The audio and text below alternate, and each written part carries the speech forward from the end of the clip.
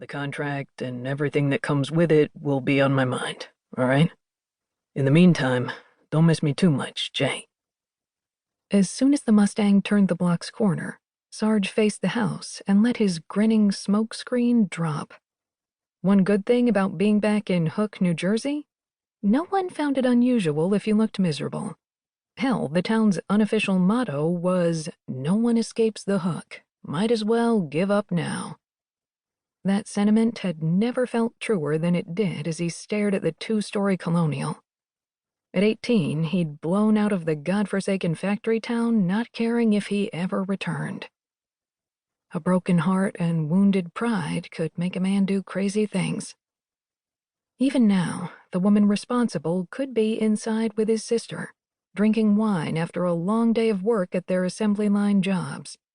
She might be discussing her latest love interest, the way she'd done countless times while he listened from the next room. So many times.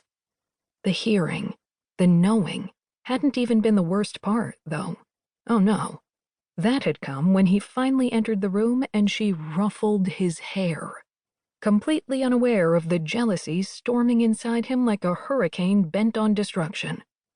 Without a clue that he thought about her every minute of the day, even when she wasn't babysitting him.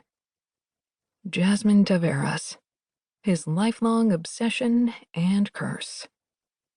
Did he want her to be inside? Hell yeah, because 4 years away should have gotten Jasmine out of his system.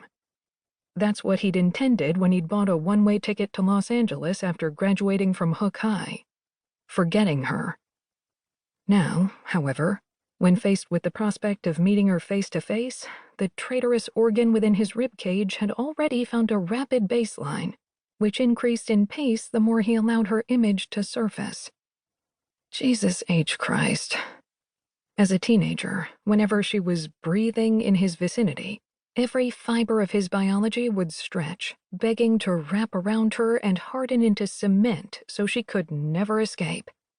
He'd been too young to cope with those rushes of hormones then, but that damn sure shouldn't be the case now. But it was. She was the reason he'd picked up a guitar freshman year of high school, wanting to be the background to that voice, wanting to support it, enhance it, be a part of it any way he could. Not that he'd ever told anyone. When asked by journalists, talk show hosts, or online music blogs, his answer was always the same patented mistruth. It seemed like an easy way to get girls. If he closed his eyes, he could see the way her lips had curled on each end the first time he'd played a string of notes on his busted Gibson. He'd played every day since, never failing to see her mouth during that first strum. Enough.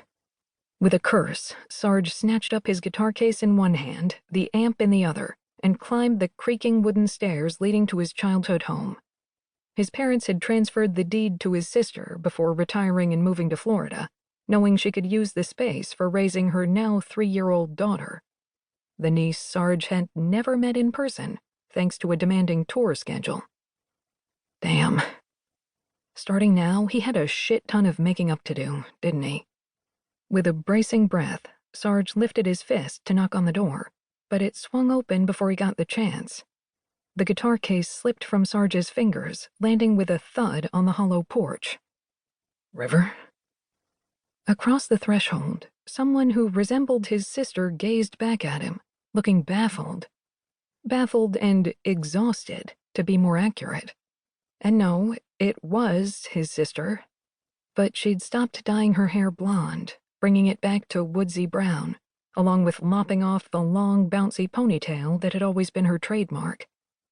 He could count on one hand the times he'd seen River without makeup since she'd hit middle school, but she didn't have an ounce of it on now. Even worse, her eyes were puffy, as if she'd been crying. Guilt smacked Sarge in the face like a metal mallet. This wasn't a bad day she was dealing with. This was more. And he'd been completely absent. 4 years' worth of absent. "Riv," he prompted. "Hey, you all right?" A sharp, pained laugh stumbled past her lips. Yeah,